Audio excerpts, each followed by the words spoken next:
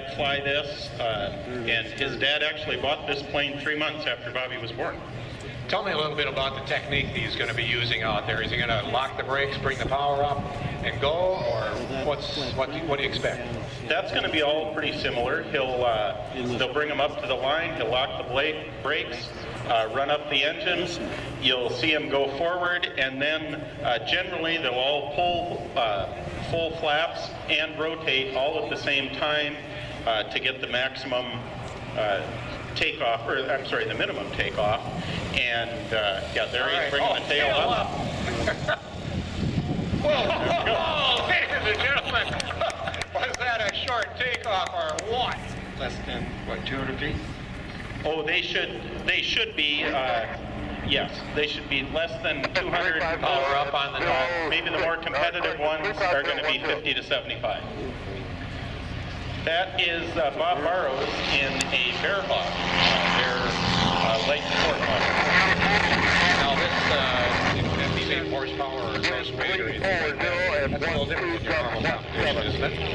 That's right. Generally what we do is they're just in their class by gross weight. 165 is his takeoff in a 65 horsepower J3. So Joe, what is Valdez? Well, Valdez is, we'll let our next one go. Oh, that was impressive. Okay, everybody up here is loving this. Short, takeoff, And landing.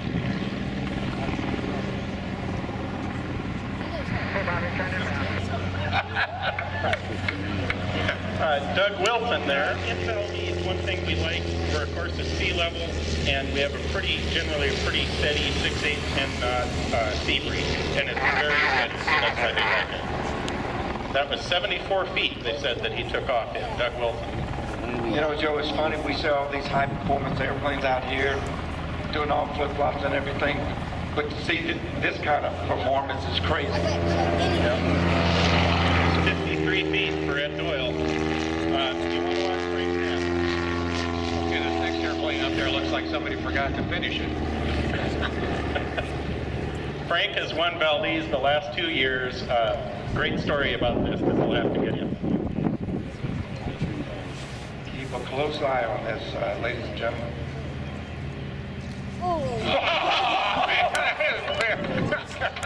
Unbelievable. That's at Zenith, isn't it? Now, I have to tell you, ladies and gentlemen, if you get a chance to look at these airplanes later, look at the back corner of the fuselage, the part that's covered, because there's a decal on there, and it says helium fill force. I think he has the helium in that one. 42 feet was that takeoff, so Frank would be in the lead so far. All right, we got a Tail wheel hits before the line, that's okay. We pretend that's our edge of the cliff or something, but the mains either touch the line or clear it. If he's before it, then it's disqualified. Now, Joe's got a set of headsets on, and they are relaying these distances to him. That's how we know. All right, so watch now. Those yellow cones, that's where he wants to touch down.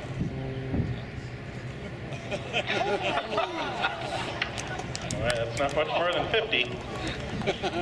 If you hear us laughing up here on the announcer stand, it's because we have never seen anything like this.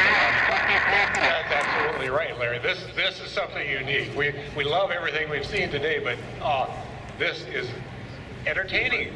Bobby took off in 53 feet and landed in 53 feet. So how is it typically scored? Is it a cumulative? Yeah, add them together. Yep. How did this thing get started? Why do you hold this competition? It was started in Vulcana, small town in Alaska. It went silent. Then Valdez picked it up about 11 years ago, and it's really a social event to get people together.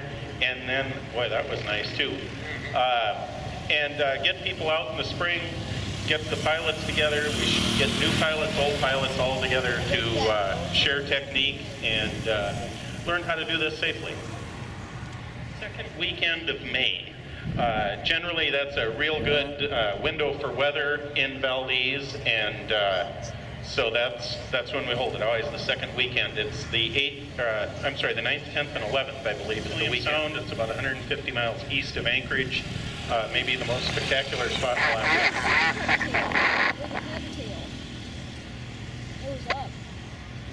And are these aircraft that are competing today, are these built specifically for this competition, or would you find these being actually used for training before they try doing this? Well, it's always good to go with an instructor who's flown the type of airplane and, you know, at altitude, get really comfortable flying it slow, and just get real comfortable with slow flight. Obviously, slower you go, slower you approach. You know, dissipate your energy and get her stopped. Not bad there. What are these guys doing? Low power, hot power on? Well, they're definitely having power on, and they want generally a fairly steep approach. Sometimes they'll drag it in more in the prop. They've got a little bit of a gusty wind here, so they're maybe going to get a little steeper than they would back in Valdez. And you can see, obviously, nose way up. Get down there, get on the brakes, and also what some of them will do, you'll see as soon as they can. You know, they want just enough fuel, and I don't know if Frank is, he maybe threw his socks out the window or something, but he wants to keep it as light as he can, for sure. When it looks like he's about to hover in this head. Who needs all that power to do the Harrier pass? Look at Right? this. Oh. Not even full length of the airplane. Joe, do you think you guys have such a great opportunity, and we're really privileged to have you here today? Look at this crowd out here watching. Well, he had the contest in mind, but this is the kind of flying he likes to do. There's a lot of gravel bars and stuff around where he lives, and so this is the kind of flying that he likes to do. He also has a Super Cub and a 172, and his wife just soloed, I believe it was 2 weeks ago. There was Bobby Breeden again. Second pass around through here, so we'll see how they compare, if they learn a little bit on the first one. It should be. They'll get a little better feel for the wind. The engines are a little warmer, so the takeoffs might be a little shorter.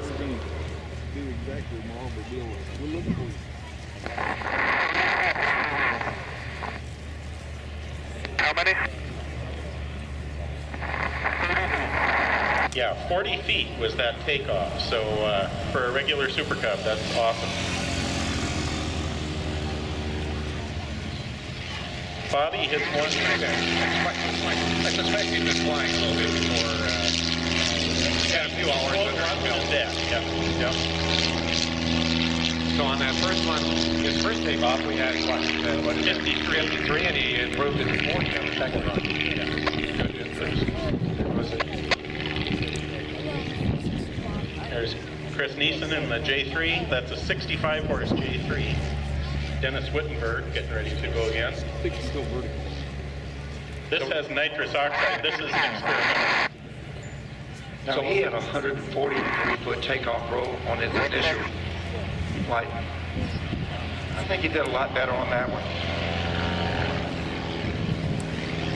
Well, we feel like maybe that old runway in the middle there would be as close as we are, and we do it on a taxiway. The crowd's got a great view of it.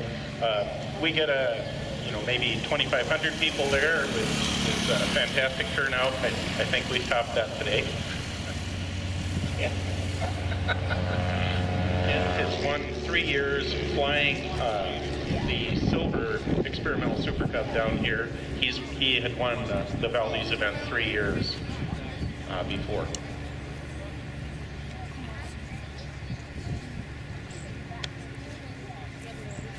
Now, as far as technique, Joe, let me ask you, might be a stupid question, but I noticed when they, some of them, when they've taken off and then they've got the tail up, then they pull back and the tail actually bounces off the runway. Is that by design?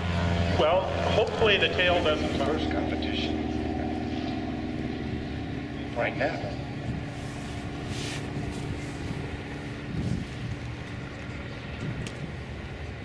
One check. 134012, Gus 17.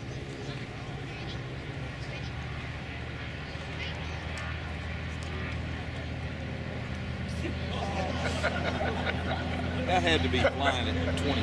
Don't have to have a very long tape measure to measure this guy's takeoff. Trying to get that a little closer.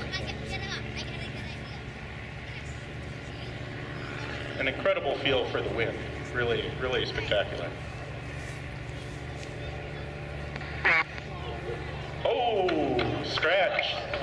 They said he hit before the line. So the first one is going to have to count. 160 total. The Bear Hawk with Bob Barrows.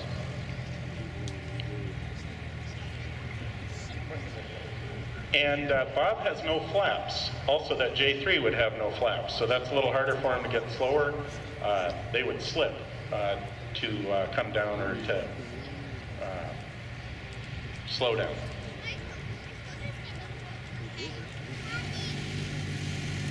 Now, you and I were talking earlier, in normal competitions, these aircraft are going to be separated out into various categories. Here we're just all competing against each other, but you've got categories for these aircraft. What are those? Here we're all together, Cubs, Huskies, Satagrias, that kind of thing. And then we have an alternate bush class, Some which is guy all the from, experimental. Minnesota was down there we'll flying also around. have a Airplane they wear it. Yeah, exactly. Yeah.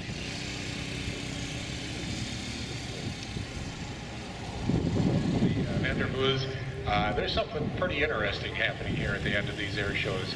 Come on out and see this competition tomorrow too. Oh shoot, Ed just scratched. Little before the line on that one. Ed got stopped rather.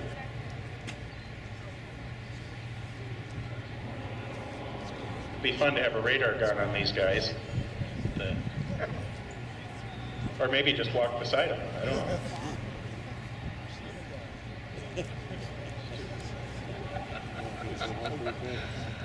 Well, we'll get the numbers on that last landing here and see who's the big winner for the day. You landed and turned all